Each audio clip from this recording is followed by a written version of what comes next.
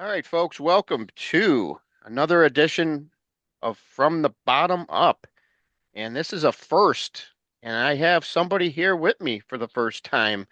And look who it is, Mr. Cowboy Mach Bell. Welcome. Joey Sudo, my old friend. It's good to see you again. My young friend.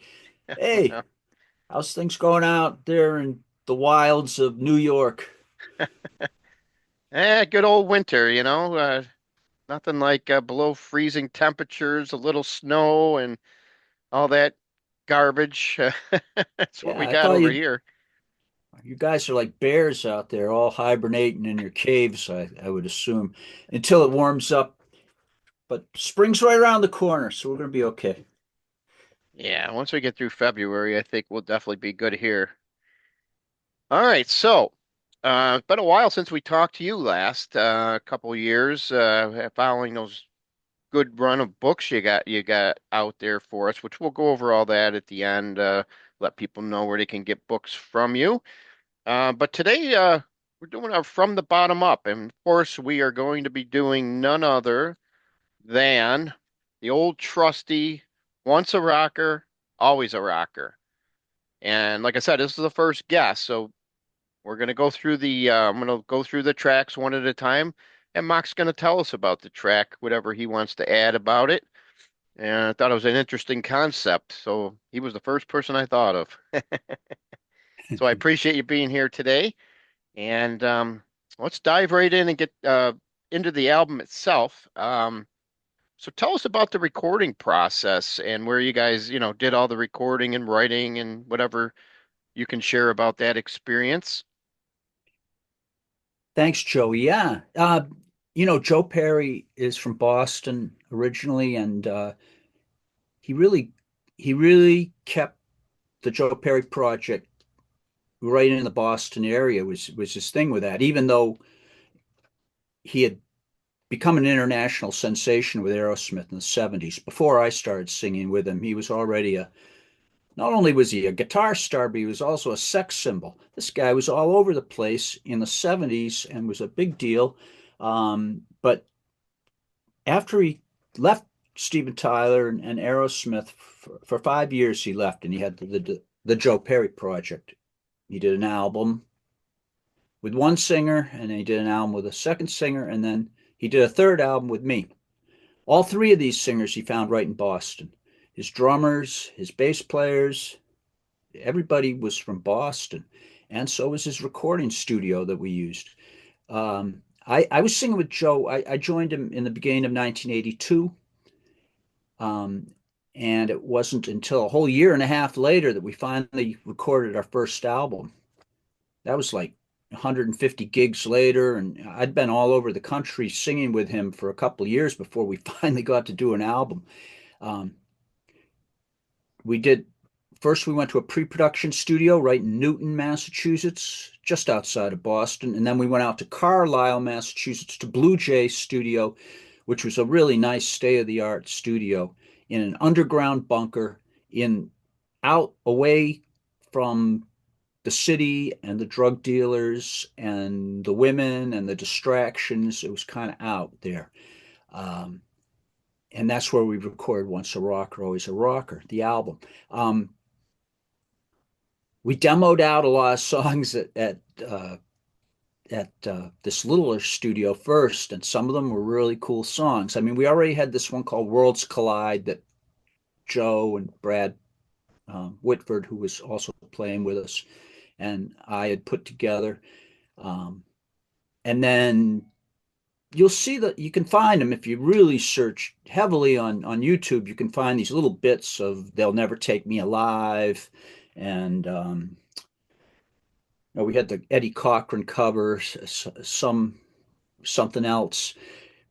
We had a bunch of different songs that we were brought to the studio, but then we winnowed it down to 10 songs, and that's what made it onto the Once a Rocker album that we're going to talk about. I'm very curious to know what your least favorite song out of the whole 10 is, Joey. And just to play along, I never do this kind of thing where you rank songs or rate them or whatever you want to call it. I know nobody wants to make this a beauty pageant, but I've never, I mean, I like all the songs, as I'm sure you do, but just for the fun of it, I decided to make my own 10 list too. So I'm going to make sure you pick the same ones I did in the Yeah. exact same order.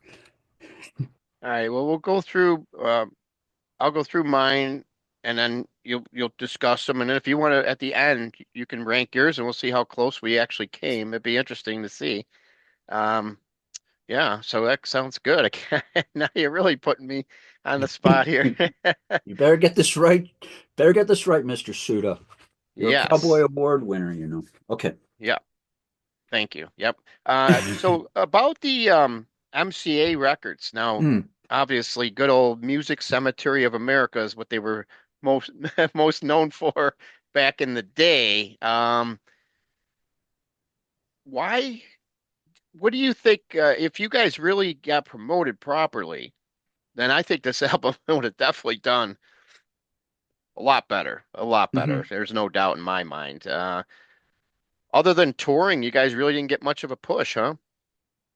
No, there was no advertising. There was no thought put behind it. There was outside of what we could come up with between Joe and I and our manager, Tim Collins. We didn't have any sounding board person really. We didn't have a John Kalodner or a, Clive Davis to bounce things off of. We were just three guys in a little office outside of Boston trying to think, okay, how do we conquer the world? And we knew that MCA was not a label to launch bands really. That wasn't their forte. Occasionally, like when we released our album, Once a Rocker, the Fix, who were even less known than we were, released their album, and just from luck of the draw and the fact that they had songs that really fit into the vibe of 1983, the fall of 1983, that Fix record took off. But that was rare for MCA to have like a new band take off. Usually MCA would sign the Who long after they'd done all their major work, or Elton John after he'd done his major work on another label, or Leonard Skinner after they'd done their major work on other label. I might not my details might be a little off here, but MCA would often grab an Elton John and say, "We're bringing you and your whole catalog to the label." They wouldn't break an Elton John; they would profit off of Elton John that was Right. already a proven star. That's what I'm trying to say. Hmm. Um, we also had forces in the industry that very much wanted to get Joe Perry back together with Aerosmith Hmm. because that was the money making formula from the 70s. And if it could work then, why can't it work again? So let's get those guys back together. So Columbia could have pushed the Aerosmith album that came out in '83 a lot more than they did too. But they also were hoping to get the original band back together. So I think there was a little lack of push Hmm. even for Aerosmith. But Joe Perry Project, yeah, nothing, no support. And Brad Whitford and Whitford St. Holmes, same thing for their project. They put out an album, great album, but nobody ever heard Yeah, that's a shame. All right, well, it. let's dig in. I'm ready. I'm gonna roll up my sleeves here, and and I'll have to stand back further, just in case if you don't like my choices here. But, all Come right, on, Joe. are you ready to hear what number 10 is? Mm-hmm. I got Four Guns West. Ha! That is so funny. Interesting. Okay.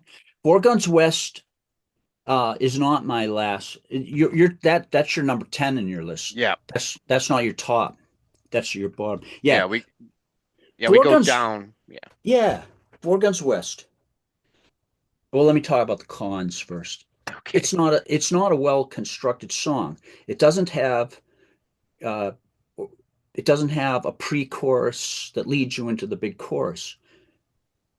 There's no pre-chorus because there's no chorus. There's no I never say Four Guns West, and there's never like a thing for everybody to sing along with that happens like in most songs where you finally get to the part where everybody says, we're working for the weekend or whatever the Uh-huh. chorus is. Four Guns is just like it's like pre-rap or something. I'm just talking about what the band does. It's very autobiographical. It's all about the Joe Perry project. It's about Danny Hargrove, the bass player. It's about Ronnie Stewart and Joe Pett, the drummer. We had Ronnie for the first half and Joe Pett for the second half of the band. Joe Pett's the drummer on the album. Um, I'm saying first half, last half of my tenure with Joe. I was with Joe for 2.5 years. Hmm. Um, so as a song, it fails. For me, the pluses are that it's the story of the Joe Perry project, and the energy and feel of it that the band puts together for it, I think is terrific. Um, so, well, I'm going to tell you, it's my favorite song on the album, Four Guns West, and Oh it's wow. your number 10. Oh wow. Oh boy, what a way to start, huh? It's funny. It's my favorite song, and it's not even a song. And that's Uh-huh. that's part of the craziness of the Joe Perry project is, if we'd had Gene Simmons as our coach Hmm. or Todd Rundgren, producing, he would have said, "This song's great, man, but it just needs this other little part. How did you ever think of, all roads lead to the show? All roads lead to the show. Hey, that's a good idea. Let's throw that in." And then we would have made a chorus out of that, and everybody would have been singing it. We didn't have that guy. Um, Four Guns. I love to perform that song. It gets my motor running. Yeah, I mean, I like the song. I mean, there's not a, Yeah, no, there's no, not, it's yeah, okay. no, no. But I'm just saying, just to let the audience know, there's not a dud on this album. I do some of my other rankings where, there will definitely be some duds on, and I tell everybody, this is definitely what part of the ranking does it really start picking up? But for me, Hmm. it starts off right off the bat. We got Four Guns West, which is a really good song. I just don't like it as much as I like Hmm. everything else. That's all. All No, right. I'm just loving it because you're right out of the box. I'm going, is he going to pick the same 10 as I do? And he picks my number one. Love it. Okay, so we're off to a good start. So All right. Four All right. Guns So West. let's go at number nine. Yes. Um, I thought the song that I got at number nine, I thought it was going to be somewhere in the middle of the pack. Yep. But I guess when you got 10 good songs, anything can flow anywhere on the whole list unless it's a really solid song. I got Adriana. Good. I I love it, but it's just not as good as everything above it in my take. That's all. Joey, we're on the same wavelength now. I picked Adriana as my number 9. Oh, That wow. song has the best vocals, thanks to my bass player, Danny Hargrove.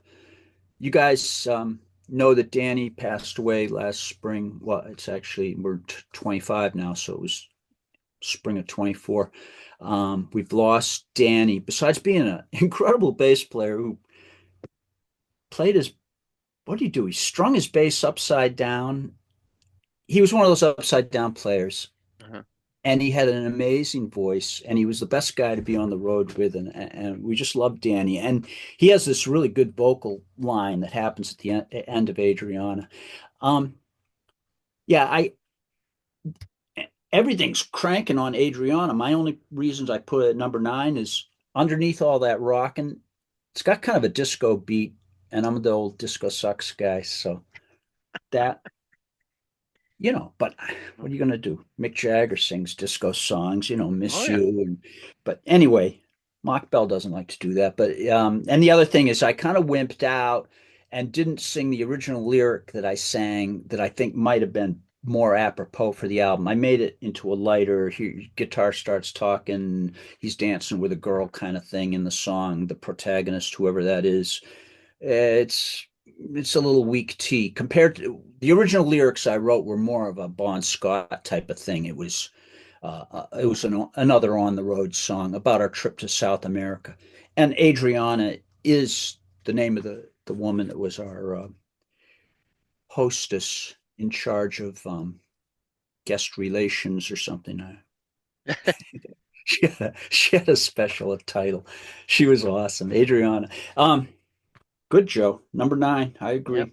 More about her in the book. There's definitely some Yeah. mentions. Yep. So that's another little teaser there that we'll talk that when we're all done here about the books. So, story behind a lot of stuff here for sure. So, let's get into the number eight. Hmm. I've got Never Want to Stop. Hmm. Yeah, I'm really close on that one. Was it only one off from you on that? Yeah, never want to stop. That was my number seven. It's your number eight. Yeah, never want to stop. Totally, it was the studio creation.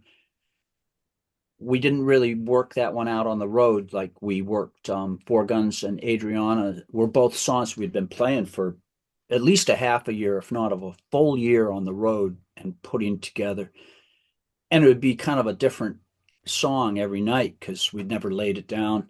Um, oh, I remember where it came from. Never Want to Stop. The lyrics. It was based on gallows pole, to the gallows pole. It was based on a Led Zeppelin Hmm. song that was running through my mind. I was writing lyrics to that, but my own lyrics. And then I just started singing it, I guess, and Joe started doing a Chuck Berry chug, and yeah, it was really a jam session in at Joe Pett's house, where I remember where the song came together, probably about 5 or 6 weeks before we laid it down Yeah. for the album. Uh, that was the song that a lot of people thought I sounded like Vince Neil. Vince was the new singer that people were starting to know about, and I hadn't really listened to. I wasn't metal wasn't really something on my radar, but um, I remember that song being picked out as the favorite song by a bunch of people. But that was also, the one we were just talking about, Adriana went to number 10. It was in the top 10 in one market that we played out west. Where you never even heard it on the radio on the East Coast. That was another problem with the album, like you were talking about Yeah. before. No game plan. It wasn't like this is the song. It was like, here's the album. If you hear anything on it you like, play it. And everybody picked a different song. So it was 10 different songs playing all over the country if they Yeah. played. All right. Well, so that's number eight. Number seven, I'm going with Caught in the Crossfire. Mm, mm. Yep. Yeah, I'm only one off on you on that one too. Let me see. I just want to keep up with you. Never want to stop. You had as your eight Uh-huh. and Crossfire. Yeah. Yeah, Crossfire came out of those same sessions at Joe Pett, our drummers. That song to me totally, if you listen to it, Joe Pett, the drummer's playing a backbeat and a thing on his kick, but there's this tick tick tick tick tick tick, kind of like that cowbell part on Louisiana Blues Yeah. by Savoy Brown, or that tick tick tick tick tick. You listen to it and you're going, "Oh, that's an overdub. It's an awesome overdub." But no, it's not an overdub. Joe Pett was playing a full thing with a set, plus he had tick tick tick tick tick tick going on. He must have three arms, or I don't know how he did it. I try to play it, with other people since, and they're like, oh, that's a somebody hitting a clave over on the side. No, that was Pet doing the whole friggin' thing. So anyway, listen to the track and you'll know what I'm talking about. But yeah, it just kind of I'm trying to remember. I think a lot of these started out with lyric thing that I had written to a rhythm, and I would start jamming, just singing, just rapping to the drums, and then Perry would create a lick to go underneath it.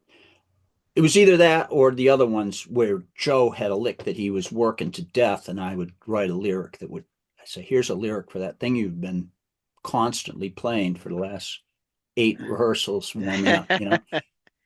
I better put a lyric to that because it's a good little riff. And, yeah, but this one I think more came from my end, and then the rest of the band all expanded on it. All right. Well, let's go down to number six. We got Walk With Me, Sally. Oh yeah, Walk With Me, yeah, we're real close on these. Yeah, Walk With Me, Sally. That's a Joe Perry. Was the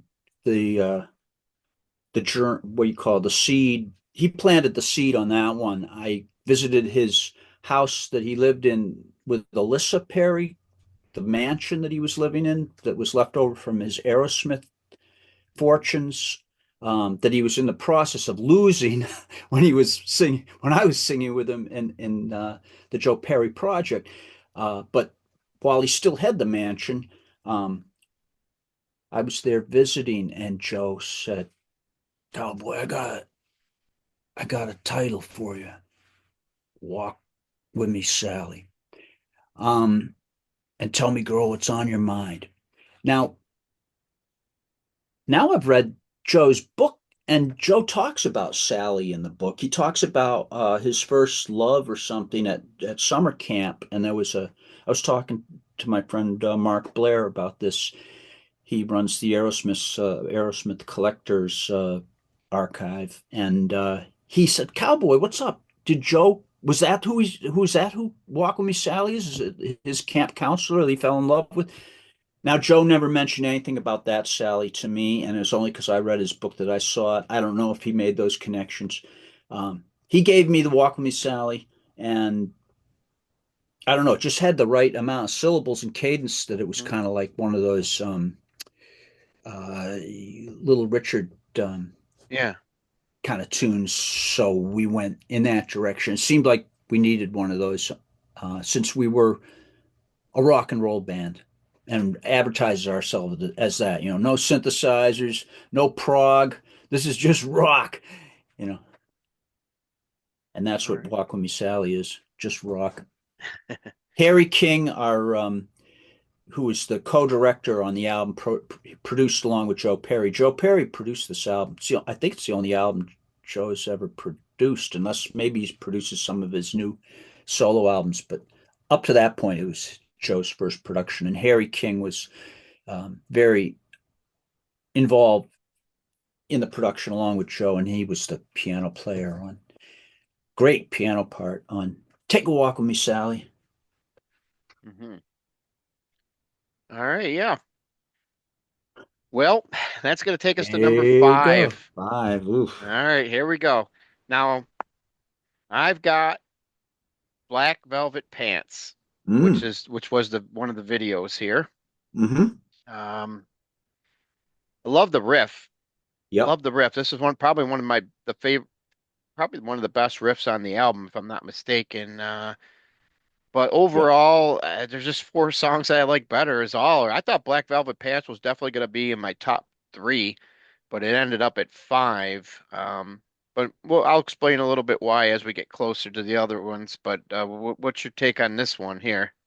I know what you're talking about, man. I was having the same problem. The competition is tight for those top. So, and somebody's got to not, be at the top. So yeah, I had Black Velvet at number 3 on my list, but all of these ones you've been I've been only off by one, two at the most in my list from yours.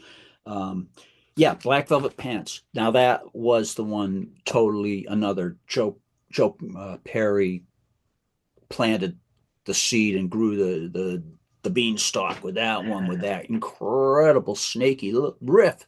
And that was playing, he was playing that the first day I met Joe at my audition. And I said, "Oh, there's got to be a song to follow up that riff." Um, the song, I was very happy with the way it turned out. Joe had a concept where he wanted to bring in a saxophone player. I thought that worked out great. The whole thing was working out great until I got this harebrained, stupid idea where I told Joe, "Hey, wouldn't it be?"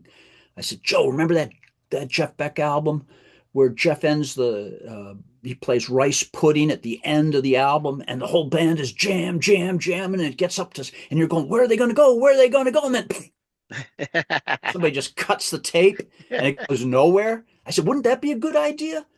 And Joe's like, yeah, Chuck Beck, good idea.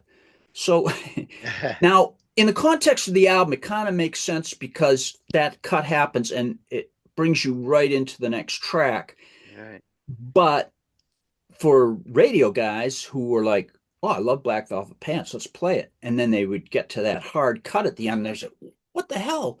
That is that is poison to radio people." And they would actually not only would they say, "Don't play Black Velvet Pants," they said, "Don't play it and look out for the end of it." And they would mark it on. I saw the DJ copies. Don't play track 3 or whatever it was, track 2. Uh-huh. Uh, they would make carts, the tapes that they had the commercials on. They made carts of Black Velvet Pants and made their own uh, fade out at the end to play when it started. The song ended up being our MTV video, and MTV was playing it, and MTV had a proper fade out on it, and so radio copied that. Like in Boston, where we were getting the most play, they had their own carts, but for some guy out in Buffalo, he'd play the song, and then what the hell? Uh, so the song could have been bigger if I hadn't had that bright idea. Still kicking myself. Yeah, I remember I asked you about that before because the video Yes, has more on it and it doesn't cut out, it fades away. So that was unique, of yes, how that was. So that was interesting. that's right. It's actually a different mix Yep. than the one on the record. You're right. All right, so gonna take us to number 4, and it's a cover tune. We're talking Bang a Gong, and the Oh, reason why it good. probably beat a lot of these other songs because this is the best version of Bang a Gong that I like. Awesome. Thank you, Joe. Yeah, this one I just always loved this one. Well, at least when I first heard this album for the first time, that was one of the songs that stood out because I knew the song. Yeah. It was good to hear. Because when I bought this album, I think the only song I heard before on the radio was the title track, Once a Rocker, on our 97 Rock would play it. But, like you said, every area played different songs. And so that was the only one I ever heard on our 97 Rock was that one, except for when they played, I think they had a work lunch concert. You did an afternoon show here, and they played that on the air, that concert at that 2001 club there. Uh, So other than that, didn't really get a lot of this album, sadly, on our radio station, but I always loved this Bang a Gong version here. Thank you. Well, I'm glad to hear that it made it all the way up to your number 4 because it was my number 10. But like we were saying, but out of 10 great songs, it just happened to be 10. I guess because Joe and I didn't write it. We wrote most of the songs, and there was only a few that we didn't. So that's one thing. And yeah, I think it's one of Joe's best productions on the record. I really like.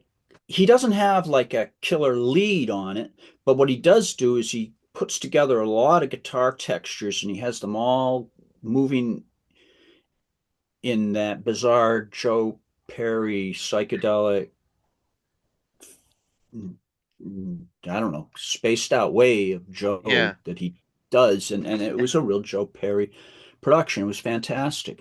Um, I'm self-conscious about the vocal today because at the time I recorded it, the biggest album was that 1999 Prince album where Prince is dancing around and cooing and oohing and having orgasms and being all kinds of princey. And I got full of myself and thought that I had that same magic. And I was a little over the top, I thought, with my vocal on Bang a Gong. I was trying to emulate. I'm sure nobody would hear it and think Prince. They'd think, what the fuck? But anyway, and I've told the story a million times. Yeah, I'm glad that the song was accessible for people that hadn't heard us before. At least they were familiar with the tune. And I think I had suggested we do the song. I knew that the song was ripe for a re-listen. It'd been 10, 12 years since Mark Bolan T-Rex had the first hit with it. And sure enough, it was time for it. And right after we recorded it, Duran Duran and Robert Palmer. Palmer Yeah. did it, and it went to the top 10. Um, and it was no better than our version. It was just, you know, it was just promoted a lot better than MCA, who didn't even Right. know it was on the record. Yep. Yeah. All right. Number four. I like that. Bang the Well, gong. I think too was that their version was more of a pop version, a Yeah. kind of dance version, you know, and Right. at the time that's when that kind of music was dominating the airwaves, you know. What can you Well, do? pop always is, Yeah, pop will, always will win. And, me and Joe just weren't that pop. right. As you can see from these great songs here. All right, so let's dig into the top three. And this one, oh, I just love this riff in the beginning. We're talking about King of the Kings. Oh, yes. Yeah. Your number three was my number two. Yeah. King of the Ah, Kings. Yeah. King of the Kings is, I guess, I'm pretty sure Joe came up with the riff before I came up with lyrics on that one. I'm pretty sure that he got that jam going. And then I ran. I don't think I even waited to go home and work on it. I think I probably wrote it right there in the rehearsal room.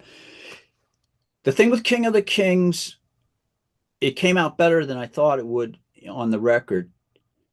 Um, it was hard to.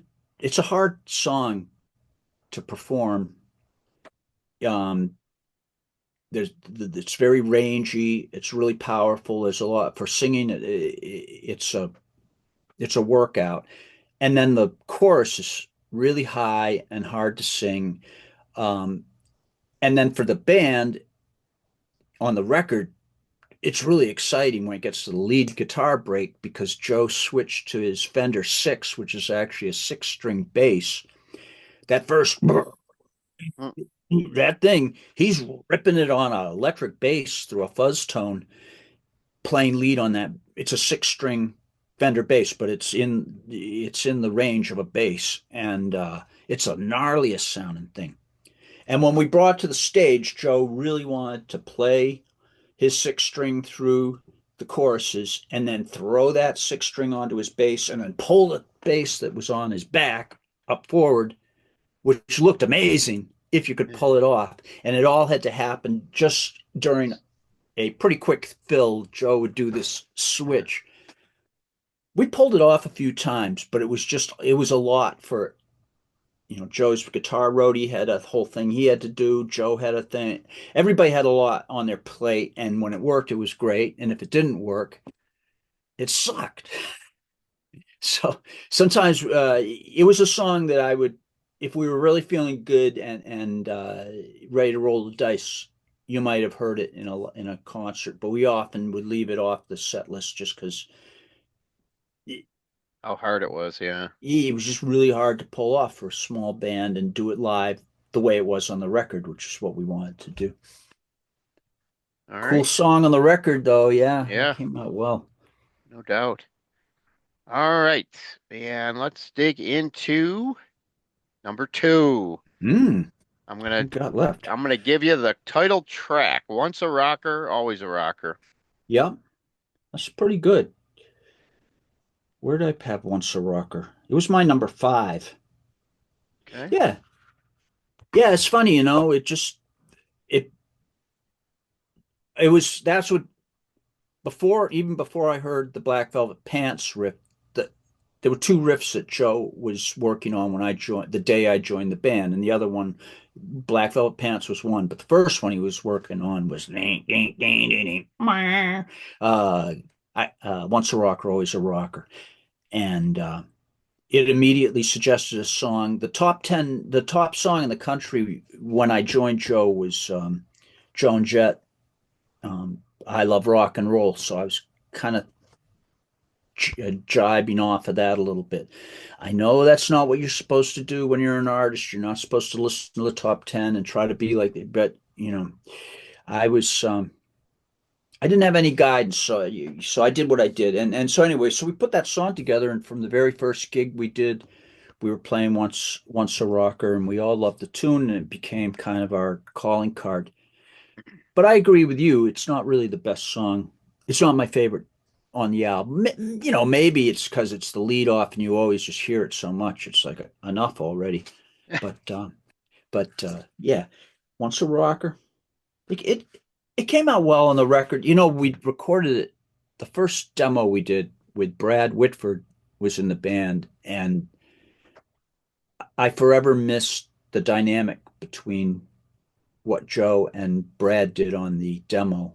We never, it's different without Brad, obviously. So, All right. Well, that leaves one song at the top of the chart, my chart on this album. Unfortunately, it wasn't one that you guys actually yeah, wrote, right. unfortunately, but we're talking, Uh-huh. of course, Women in Chains. I just love this one. Mhm. How did you guys come about doing this one? Yeah, you're right, man. That one's got is poppier and more radio friendly probably than anything else. Yeah, where's it? It's not my number eight for exactly the reason you just said, because we didn't write it.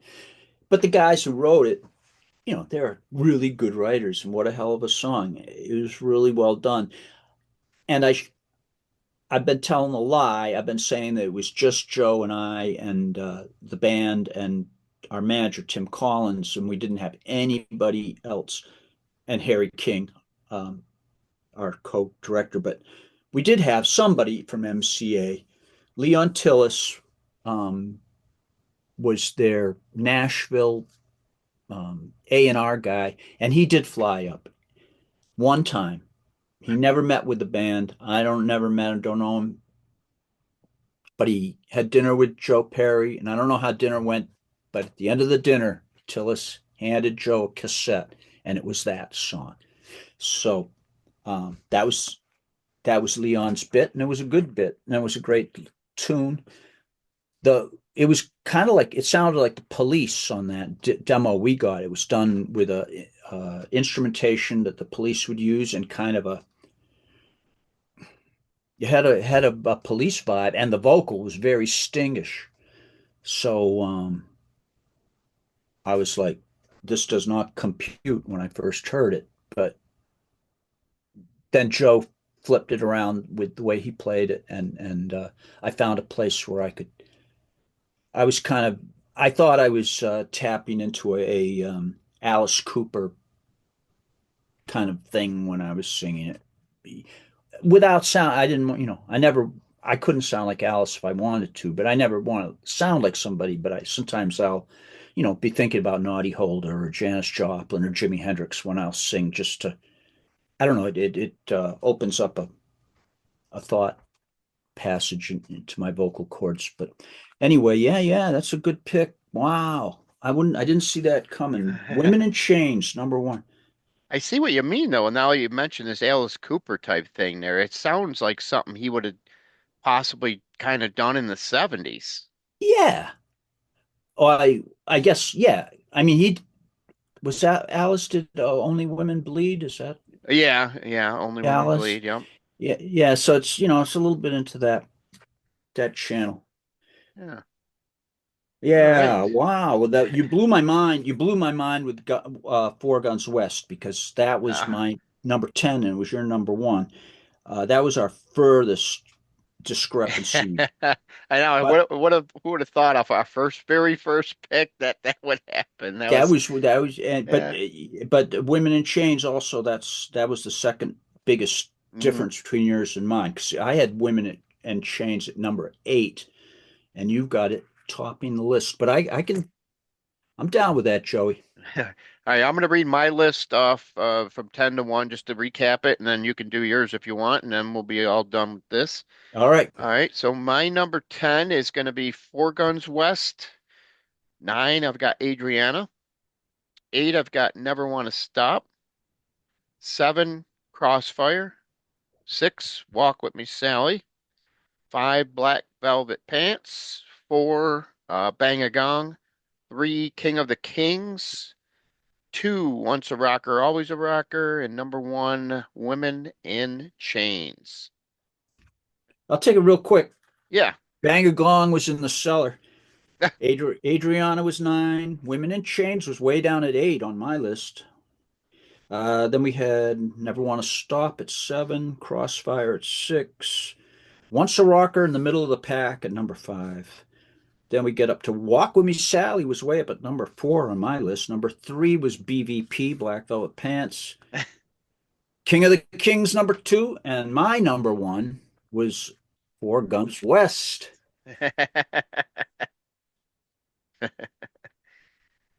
I'll have to listen to that album when we're done. Sounds great, man. I wonder what it would sound like. Now you're making me think I want to isolate all those tracks and re seg them so that they go in the direction in your order. It might have been a bigger hit album. That makes a big difference in an album, doesn't it? The I've lost How my did you vocabulary. guys sequence it? Who was in charge of that? Was it the label or Joe or you or a combination? I'm pretty sure that was Joe Perry. I'm pretty sure that Joe did it, and it was really important, especially on that uh, Black Velvet Pants ends when it goes off that cliff to total silence, and then you hear chains being dragged across the floor. That's that. You'll hear a sound say, "What the hell is that supposed to be?" Well, it was supposed to be chains, and then we actually put chains on Mark Parento, the DJ who was Yeah. visiting that day, and he walked across the studio floor and we mic'd chains being dragged behind their feet. And it's the chains move in the rhythm of Women in Chains Yeah, and and it it starts off goes the into song. song. Who came up with that idea? Yeah. So when they were uh why can't I think of the name of the word that I'm looking for? It's not segue in the album. When they were putting the song together, Uh-huh. Joe, that was something that Joe did. That segue. Ah, So, it's really a cool segue on yeah. headphones and stuff. It's cool. But, it's just a tricky thing for DJs to deal with. It's the kind of thing you do in your third or fourth album when you're not when you're very first starting out and it's in your second and third song on your first album. I called it the first album, even though it was Joe's third album of the Joe Perry Project. But for me, Right. it was debuting the new band. Anyway, so I love your list. I think it's good, Joey. Listen, once a rocker, always a rocker.com is my uh oncearocker.com is my website. I just wanted to mention it Uh-huh. because I don't think I mentioned it last time I was on the show. Oh. And come on down. I'm writing rock and roll books. I got the book Once a Rocker, Always a Rocker, which is the diary of my years with Joe Perry on the road. And then I Got a Rock revisits the Joe years, but goes back into the Boston rock scene, seeing Aerosmith for the first time, seeing Jimi Hendrix, seeing Jeff Beck for the first time, Led Zeppelin, and me and having my rock and roll adventures with Thunder Train in Boston, playing with bands like the Runaways, the Dead Boys, and how I got into the Joe Perry Project. And then Rock Survival is my latest book that takes us more up to date with some of my adventures with Joey Sudo and Detroit Debbie and all the nutty things that I'm up to now. Like going to the New England Hall of Fame, New England Music Hall of Fame this weekend with my friend Detroit Debbie to give some awards and going to be giving awards to Joe Pett, the Ah. drummer of the Joe Perry Project, to Charlie Farron, who sang with the Ah. Joe Perry Project before I joined, and to David Hull, another original member of the Joe Perry Project who played on the first two albums, um, all getting their Hall of Fame awards this weekend in New Bedford. So anyway, oncearocker.com for all that and more. All right, very good. Yeah, and you can order all your books from there and all See that what's good happening. stuff. It sounds good, definitely. All I right. think I think you're more got your thumb on the pulse of the nation than I do with my Four Guns West. I think Women in Chains would have been the better one to. But hey, I'm just the talent. Well, You're, when you do you're these, you got to remember. I mean, I just don't do them from memory. I actually play the albums, and then I make my. So you do this another year from now, you might have a whole different list. That's the beauty of these things. it's like the Cowboy Awards. I just spin the roulette wheel. You never know. Some years Joey Sudo wins, other years he doesn't. All right. All right, Mach. Well, hey, thank you for your time. Appreciate coming on here and talking. Once a rocker, always a rocker, always a good time. And we'll see you down the road. Thank you very much, Mr. Joey Sudo. Always a pleasure to be on the Rock Critique.